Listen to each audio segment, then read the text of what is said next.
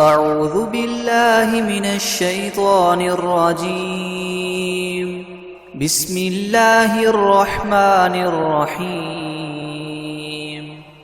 ياسين والقرآن الحكيم إنك لمن المرسلين على صراط مستقيم. تنزيل العزيز الرحيم لتنذر قوما ما أنذر آباؤهم فهم غافلون. لقد حق القول على أكثرهم فهم لا يؤمنون. إنا جعلنا في أعناقهم مغلالا فهي إلى الأذقان فهم مقمحون.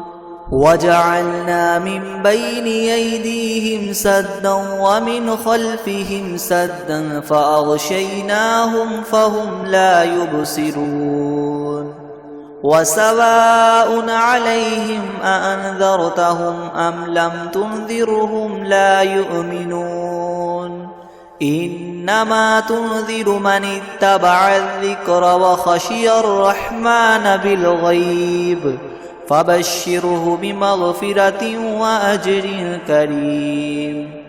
إنا نحن نحيي الموتى ونكتب ما قدموا وآثارهم وكل شيء أحصيناه في إمام مبين.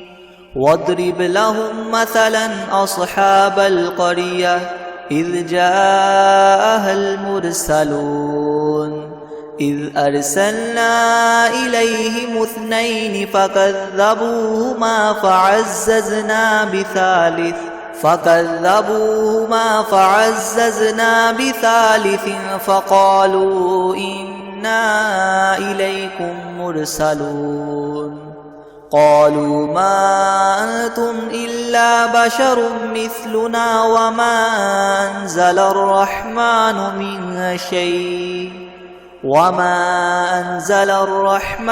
من شيء إن أنتم إلا تكذبون. قالوا ربنا يعلم إنا إليكم لمرسلون وما علينا إلا البلاغ المبين.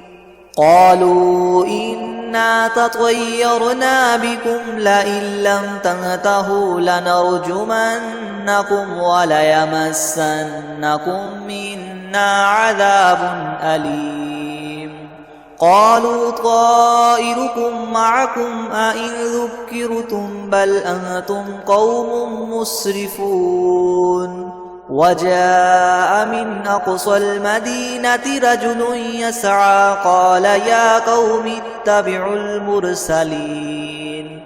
أتبعوا من لا يسألكم أجرا وهم مهتدون. وما لي لا أعبد الذي فطرني وإليه ترجعون. أأتخذ من دونه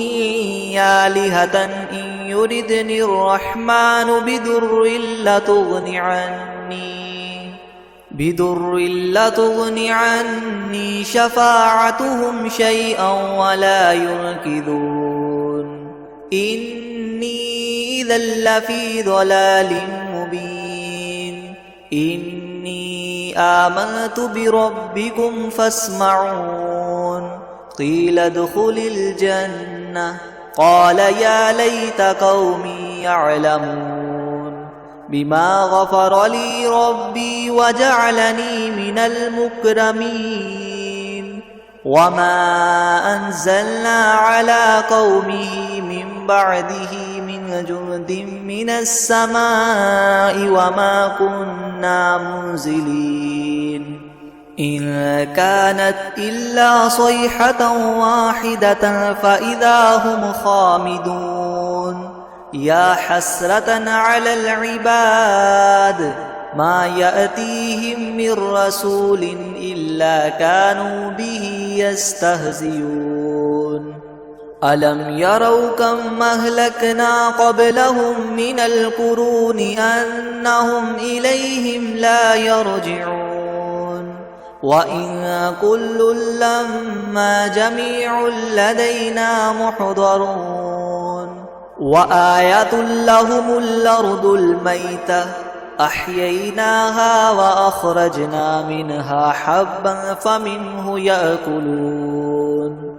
وجعلنا فيها جنات من نخيل وأعناب وفجرنا فيها من العيون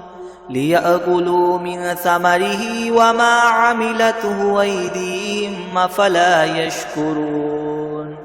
سبحان الذي خلق الأزواج كلها مما تنبت الأرض ومن أنفسهم ومما لا يعلمون وآية لهم الليل نسلخ منه النهار فإذا هم مظلمون والشمس تجري لمستقر لها ذلك تقدير العزيز العليم والقمر قدرناه منازل حتى عاد كالعرجون القديم لا الشمس ينبغي لها أن تدرك القمر ولا الليل سابق النهار وكل في فلك يسبحون وآية لهم أنا حملنا ذريتهم في الفلك المشحون وخلقنا لهم من مثله ما يركبون وإن نشأ نغرقهم فلا صريخ لهم ولا هم ينقذون إلا رحمة منا ومتاعا إلى حين وإذا قيل لهم اتقوا ما بين أيديكم وما خلفكم لعلكم ترحمون وما تأتيهم من آية من آيات ربهم إلا كانوا عنها معرضين وإذا قيل لهم انفقوا مما رزقكم الله قال الذين كفروا للذين آمنوا ونطعم من لو يشاء الله وطعمه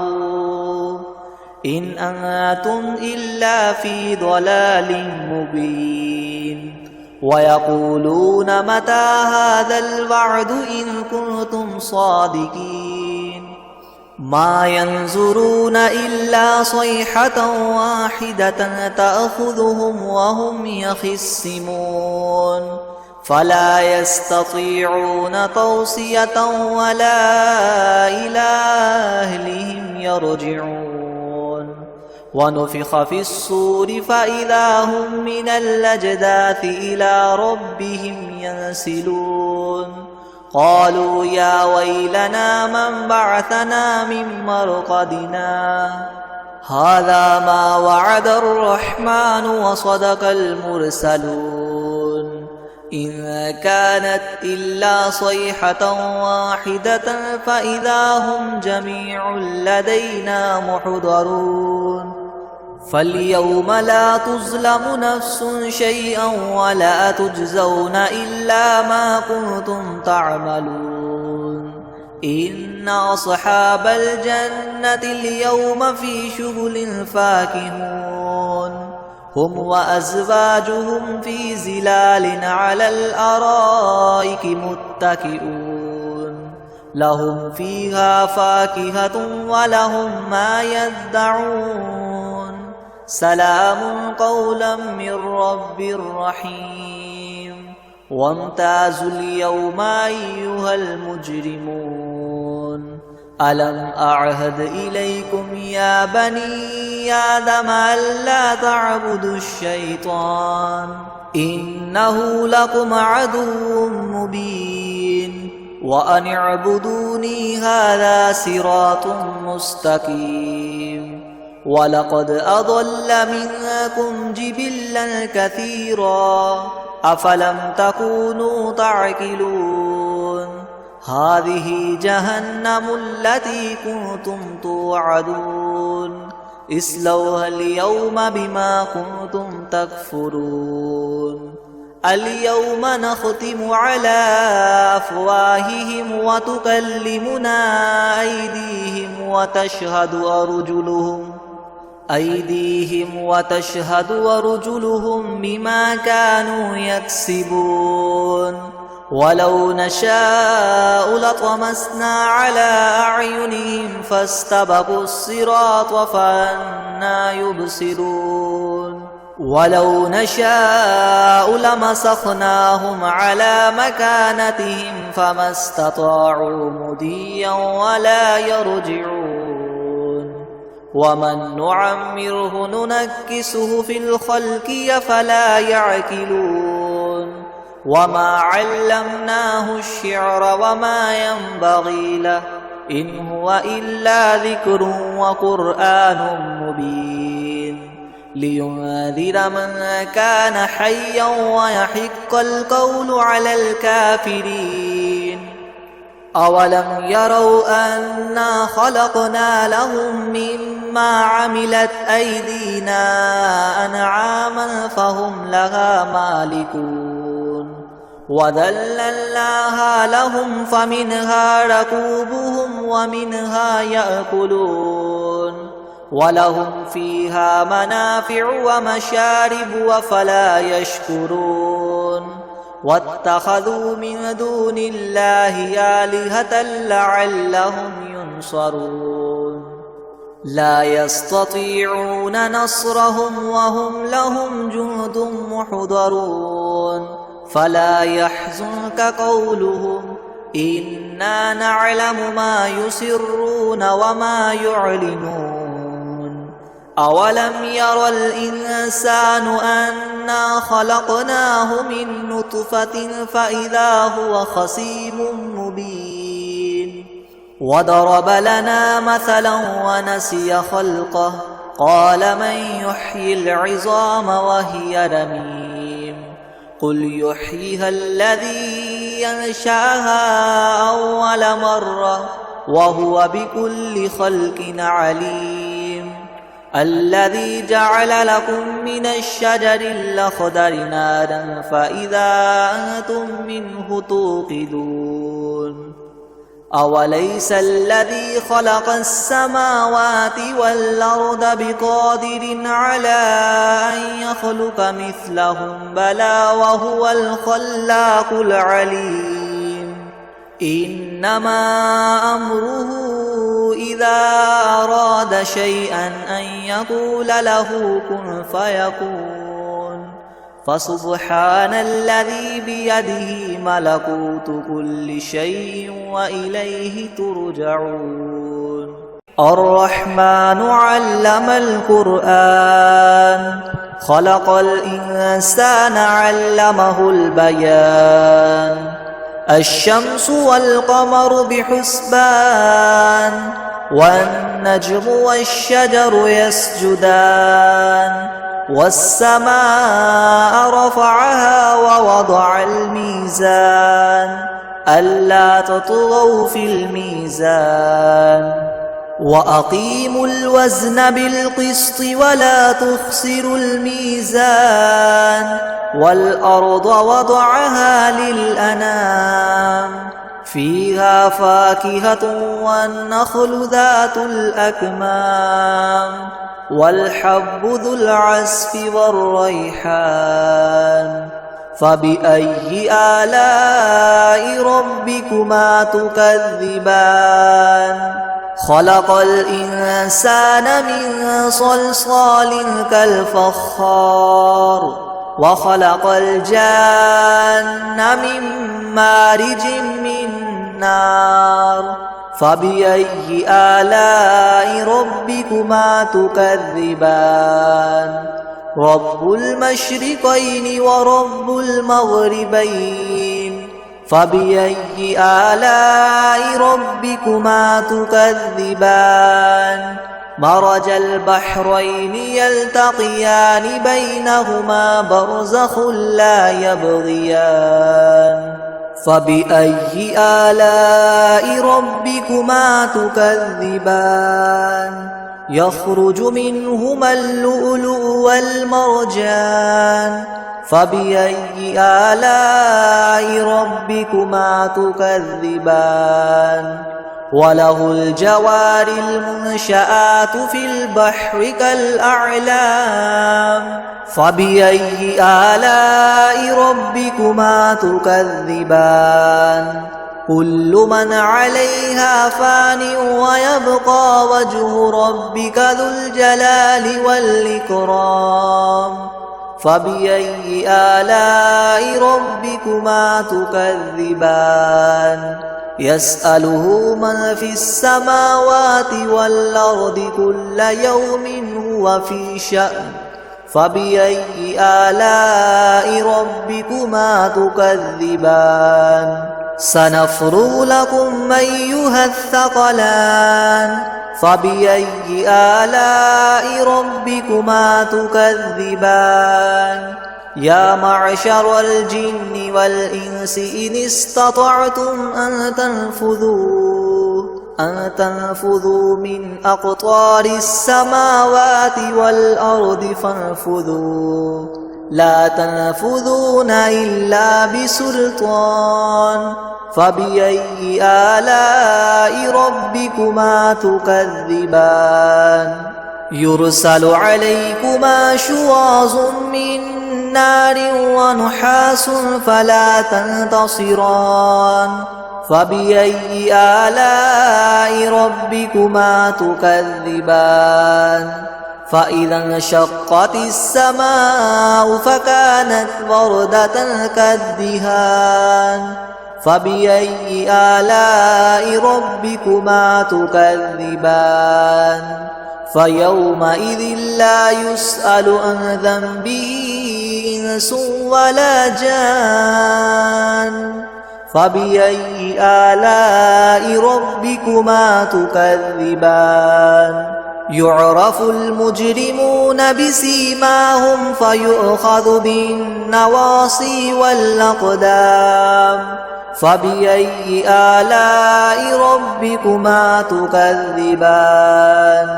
هذه جهنم التي يكذب بها المجرمون يطوفون بينها وبين حميم آن فبأي آلاء ربكما تكذبان ولمن خاف مقام ربه جنتان فبأي آلاء ربكما تكذبان ذواتا أفنان فبأي آلاء ربكما تكذبان فيهما عينان تجريان فبأي آلاء ربكما تكذبان فيهما من كل فاكهة زوجان فبأي آلاء ربكما تكذبان متكئين على فرش بطائنها من استبرق وجنى الجنتين دان فبأي آلاء ربكما تكذبان فيهن قاصرات الطرف لم يطمثهن إنس قبلهم ولا جان فبأي آلاء ربكما تكذبان كأنهن الياقوت والمرجان فبأي آلاء ربكما تكذبان هل جزاء الإحسان إلا الإحسان فبأي آلاء ربكما تكذبان ومن دونهما جنتان فبأي آلاء ربكما تكذبان مدهامتان فبأي آلاء ربكما تكذبان فيهما عينان نضاختان فبأي آلاء ربكما تكذبان فيهما فاكهة ونخل ورمان فبأي آلاء ربكما تكذبان فيهن خيرات حسان فبأي آلاء ربكما تكذبان حور مقصورات في الخيام فبأي آلاء ربكما تكذبان لم يطمثهن إنس قبلهم ولا جان فبأي آلاء ربكما تكذبان متكئين على رفرف خضر وعبقري حسان فبأي آلاء ربكما تكذبان تبارك اسم ربك ذي الجلال والإكرام بسم الله الرحمن الرحيم ياسين والقرآن الحكيم إنك لمن المرسلين على صراط مستقيم تنزيل العزيز الرحيم لتنذر قوما ما أنذر آباؤهم فهم غافلون لقد حق القول على أكثرهم فهم لا يؤمنون إنا جعلنا في أعناقهم مغلالا فهي إلى الأذقان فهم مقمحون وجعلنا من بين أيديهم سدا ومن خلفهم سدا فأغشيناهم فهم لا يبصرون وسواء عليهم أأنذرتهم أم لم تنذرهم لا يؤمنون إنما تنذر من اتبع الذكر وخشي الرحمن بالغيب فبشره بمغفرة وأجر كريم إنا نحن نحيي الموتى ونكتب ما قدموا وآثارهم وكل شيء أحصيناه في إمام مبين واضرب لهم مثلا أصحاب القرية إذ جاءها المرسلون إذ أرسلنا إليهم اثنين فكذبوهما فعززنا بثالث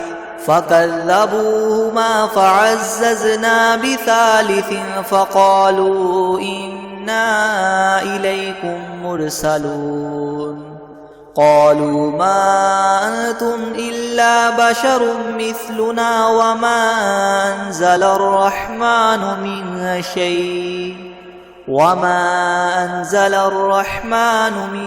شيء إن أنتم إلا تكذبون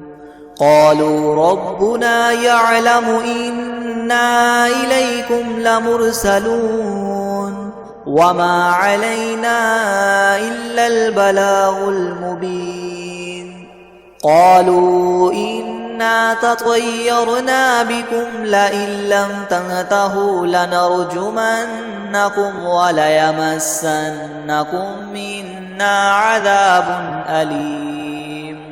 قالوا طائركم معكم أئن ذكرتم بل أنتم قوم مسرفون وجاء من أقصى المدينة رجل يسعى قال يا قوم اتبعوا المرسلين أتبعوا من لا يسألكم أجرا وهم مهتدون وما لي لا أعبد الذي فطرني وإليه ترجعون أأتخذ من دونه آلهة إن يردني الرحمن بضر لتغن عني شفاعتهم شيئا ولا ينقذون إني إذا لفي ضلال مبين إني آمنت بربكم فاسمعون قيل ادخل الجنة قال يا ليت قومي يعلمون بما غفر لي ربي وجعلني من المكرمين وما أنزلنا على قومه من بعده من جند من السماء وما كنا منزلين إن كانت إلا صيحة واحدة فإذا هم خامدون يا حسرة على العباد ما يأتيهم من رسول إلا كانوا به يستهزئون ألم يروا كم أهلكنا قبلهم من القرون أنهم إليهم لا يرجعون وإن كل لما جميع لدينا محضرون وآية لهم الأرض الميتة أحييناها وأخرجنا منها حبا فمنه يأكلون وجعلنا فيها جنات من نخيل وأعناب وفجرنا فيها من العيون ليأكلوا من ثمره وما عملته أيديهم أفلا يشكرون سبحان الذي خلق الأزواج كلها مما تنبت الأرض ومن أنفسهم ومما لا يعلمون وآية لهم الليل نسلخ منه النهار فإذا هم مظلمون والشمس تجري لمستقر لها ذلك تقدير العزيز العليم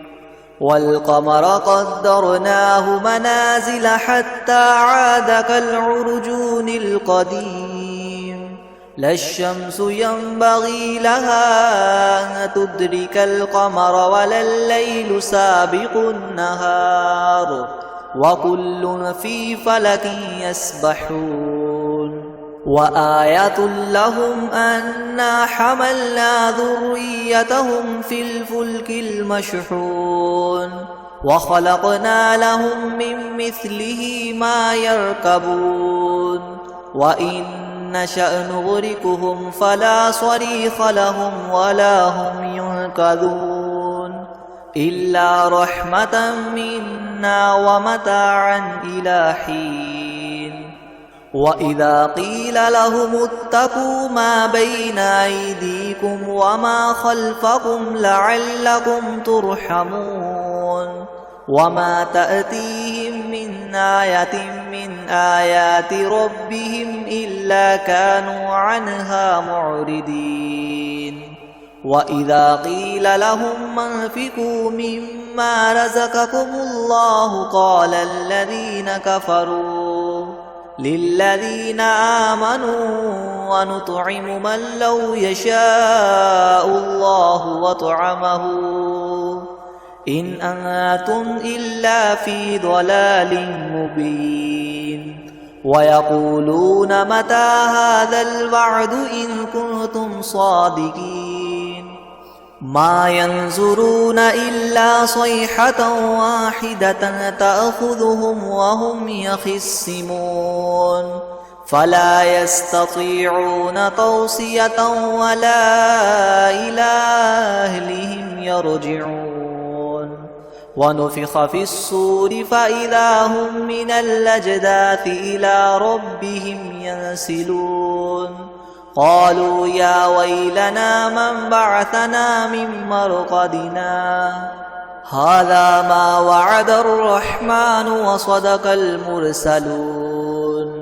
إن كانت إلا صيحة واحدة فإذا هم جميع لدينا محضرون فاليوم لا تظلم نفس شيئا ولا تجزون إلا ما كنتم تعملون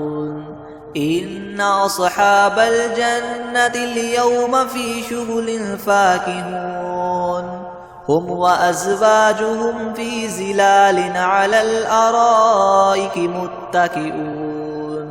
لهم فيها فاكهة ولهم ما يدعون سلام قولا من رب رحيم وامتازوا اليوم أيها المجرمون ألم أعهد إليكم يا بني آدم ألا تعبدوا الشيطان إنه لكم عدو مبين وأن اعبدوني هذا صراط مستقيم ولقد أضل منكم جبلا كثيرا أفلم تكونوا تعقلون هذه جهنم التي كنتم توعدون اصلوها اليوم بما كنتم تكفرون اليوم نختم على أفواههم وتكلمنا أيديهم وتشهد أرجلهم بما كانوا يكسبون ولو نشاء لطمسنا على أعينهم فاستبقوا الصراط فأنى يبصرون ولو نشاء لمسخناهم على مكانتهم فما استطاعوا مضيا ولا يرجعون ومن نعمره ننكسه في الخلق أفلا يعقلون وما علمناه الشعر وما ينبغي له إن هو إلا ذكر وقرآن مبين لينذر من كان حيا ويحق القول على الكافرين أولم يروا أنا خلقنا لهم مما عملت أيدينا أنعاما فهم لها مالكون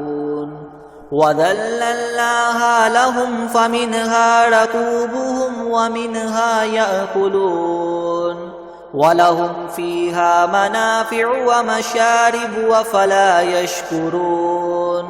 واتخذوا من دون الله آلهة لعلهم ينصرون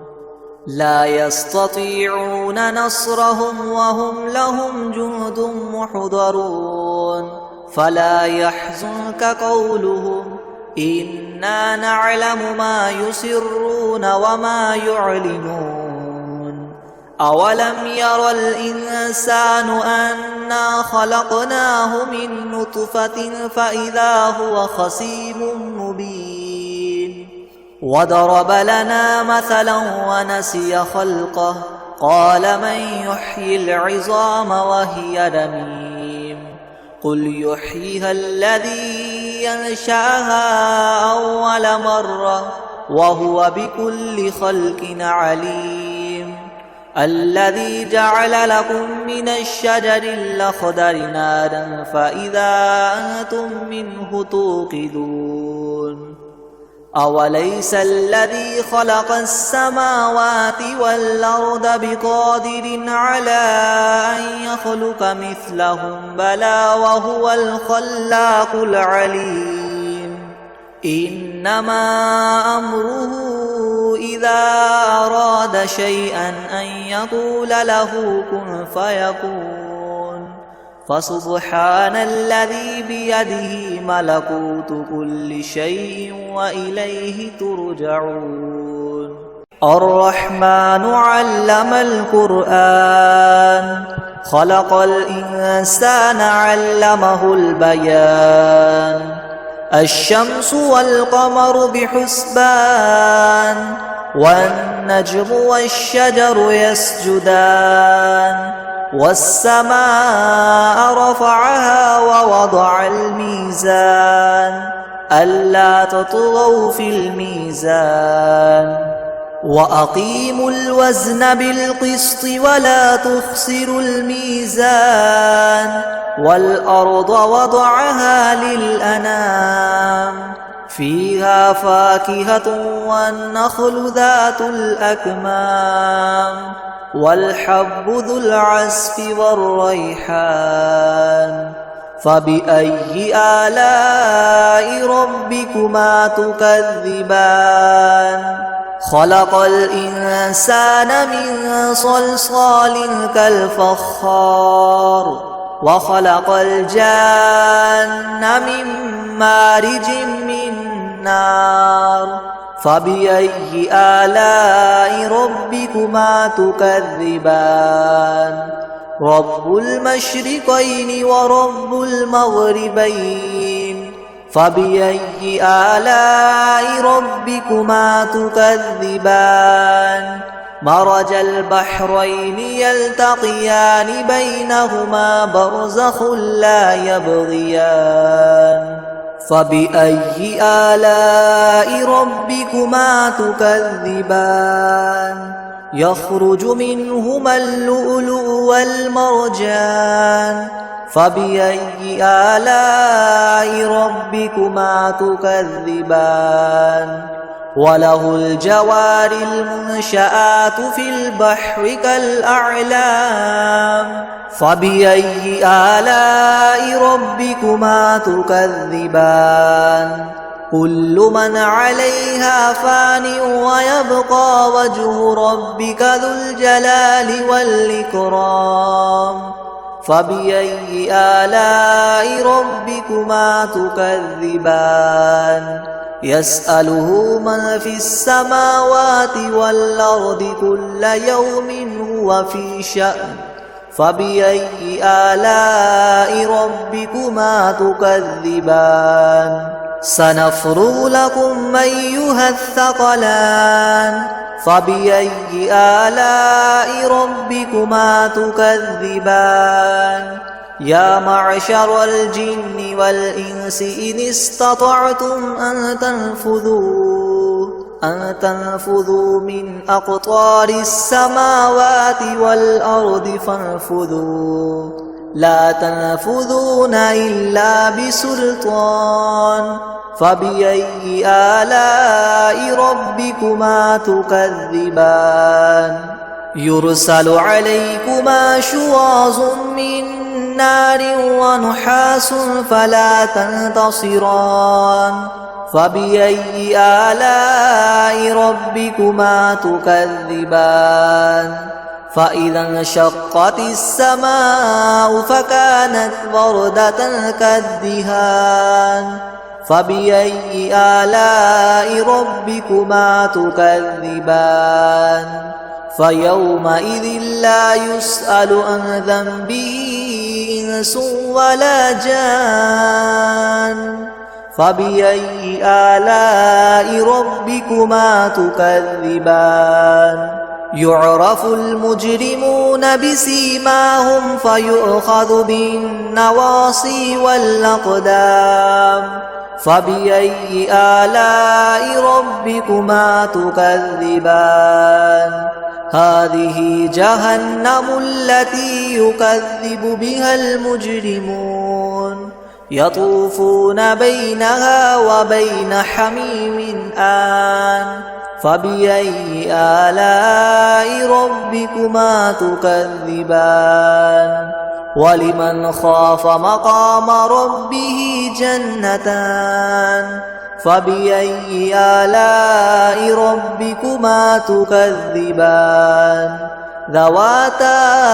أفنان فبأي آلاء ربكما تكذبان فيهما عينان تجريان فبأي آلاء ربكما تكذبان فيهما من كل فاكهة زوجان فبأي آلاء ربكما تكذبان متكئين على فرش بطائنها من استبرق وجنى الجنتين دان فبأي آلاء ربكما تكذبان فيهن قاصرات الطرف لم يطمثهن إنس قبلهم ولا جان